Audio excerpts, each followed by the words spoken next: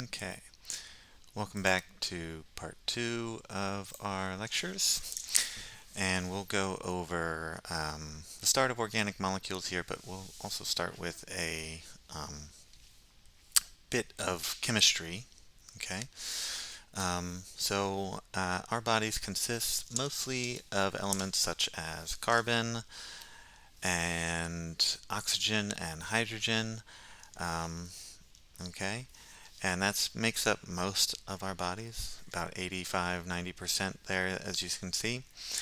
But there are also trace elements like zinc and copper, if you look into here, um, crucial for various physiological functions. By understanding all these elements, we can gain insights into the building blocks of life. Okay, and that makes sense, right? If we can look at all of these carbon, hydrogen, and oxygen, we can easily see um, how all of the compounds in our body are made up of each of these. Okay, so we have our um, principal elements and our trace elements. You might see macronutrients um, and micronutrients, but it's all kind of the same thing. Know that you have most of our stuff is just in the atmosphere or in the ground, and all the other stuff is kind of like what we call minerals. Okay, so when we say carbon, when we say oxygen, we mean atoms. Okay, these are made up of protons, neutrons, and electrons. That kind of gets into more chemistry than we need for it, but know that atoms are the fundamental units of matter, and they join to form molecules. Okay, and these would be molecules. Okay, oxygen paired to itself is a molecule. Ammonia, the glass cleaner, is a molecule. Okay, and carbon dioxide, one of those greenhouse gases, is a molecule. Okay, so grasping the relationship between the atoms and the molecules helps us unravel the complex processes that we can see. Okay. All right. So these atoms that are in our bodies, the oxygen, carbon, and hydrogen, make up chemical bonds. Okay, and most of those organic compounds are covalent bonds. Okay, they are going to share their electrons and like kind of like pair up, and see how they kind of like share and pair. All right, and then you can have a polar covalent bond like water. Okay, where oxygen is so heavy and so pulling um, on those electrons that it kind of creates a negative charge on this back here. Okay, and then these two protons, what we call hydrogens by themselves, protons, kind of generate a positive charge over here. And so that positive negative will attract another positive and a negative, the opposites attract kind of thing. And that's how water retains its surface tension and all of its other kind of properties that I'll touch on in a second. But then when we do salts, when you have salts and when you have salt water or like ocean water, you let it evaporate, you'll get salt at the bottom. Well, while it's dissolved, uh, those electrons are donated, okay, and lost, and those ions kind of like attract each other, and they kind of attract the water also, right? And those water molecules surround those ions, and that's when it's completely dissociated, okay? And that's like ocean water, okay? And then if you make a salt water mixture and add too much salt, you'll see it actually float to the bottom because it can't ionize anymore. There's not enough water to kind of surround it. Speaking of water, okay, as we mentioned, water's vital role cannot be understated. It's essential for transport, chemical reactions, temperature regulation. Its unique properties stem from the hydrogen bonds that are caused by that polarity, that's caused by the polar covalent bonds. And so those hydrogen bonds kind of keep everything together. Okay, this is a key concept, and it's why a bug can walk on the surface of water because of this hydrogen bonding. It also has a nice freezing temperature where the freezing water can go to the top, allowing the life on the bottom. If it was the other way around, ponds would definitely die. Okay, and then back to our supersaturated mixture, it can actually dissolve everything pretty well.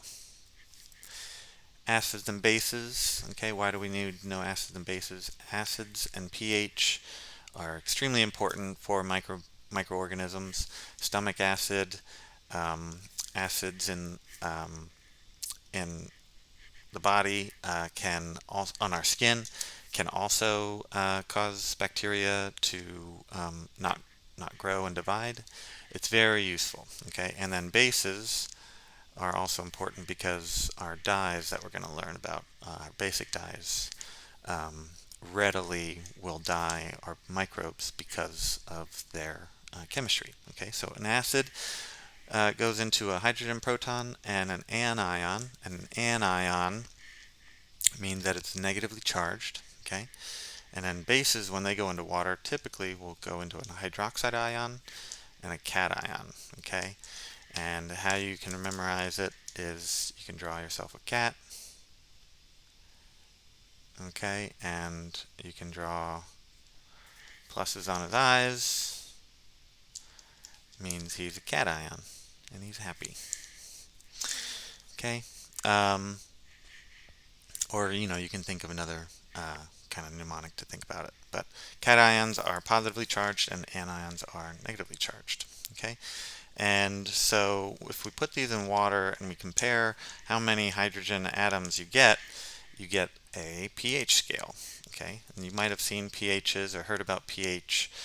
Need to test the pH of your pool, need to test the pH of beer, or the pH of sodium hydroxide or household cleaners, or I need to regulate my pH in my stomach, all that good stuff. Okay, so pH is a logarithmic scale where if I go here to here, the tenfold change. If I go from here to here, it's a hundredfold change. If I go from here all the way down to here, you just keep adding a zero. Okay, all the way down. And that's how much difference it is between how many more hydrogen atoms you have in battery acid than you do in seawater. Okay, and those hydrogen atoms disrupt our cell's ability to metabolize properly, and that's why it can be dangerous. Okay, and with that, we'll go into carbon. Uh, this kind of atom has covalent bonds between all the hydrogens.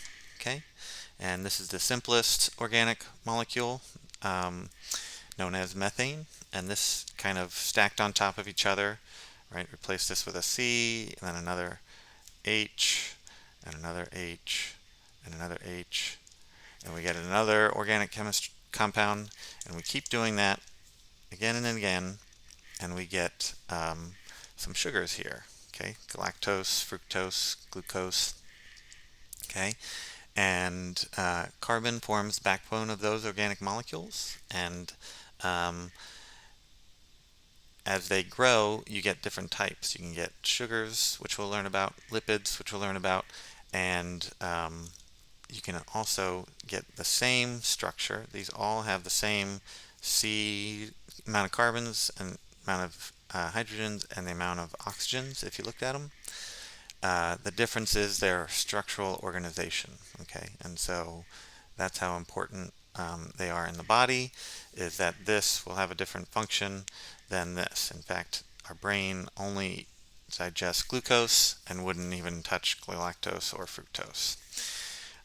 That's how much this matters. Okay, and what this term isomers means is that it's the same formula, just a different structure. Okay, and similarly, you can even have chirality and enantiomers. Okay, and the best way to describe that is that when you put your hands over one another, you have your thumbs on opposite sides. And if you needed to plug in a left-handed glove and you needed to plug in a right-handed glove, you know that the tops and the bottoms are not the same, and you can't put one on top of each other. Okay, disposable gloves and things like that, yep, are made to be ambidextrous, but a pair of winter gloves, for instance, wouldn't have that capability. Okay, and so that's the best way you can describe enantiomers. And why it would be important is because you have a enzyme that can only let in that left hand or that right hand. Okay, and finally we'll end with functional groups, which is one of our primary things we need to learn as our learning objectives. And here we can see an amino. Okay, amino pretty much means it has a nitrogen in it.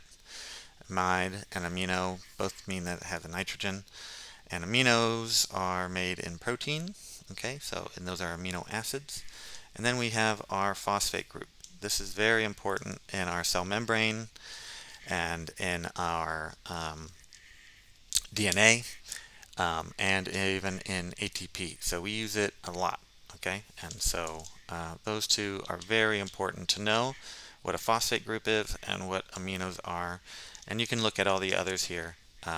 Hydroxyl group is interesting, but for the most part, phosphates and amino groups are the #1 bread and butter here. Okay, and so we'll go into carbohydrates, lipids, and nucleic acids and proteins in the next video, but it's a good time to review that carbohydrates are like short-term sugars, lipids are long-term fats, and take a lot of energy to build, and they can break down into a lot of energy as well. Nucleic acids store genetic information and make protein as a blueprint. And then proteins are the workhorses of things. If you need something done, it's going to be a protein. And that's what we'll get into. All right, join me for the next video.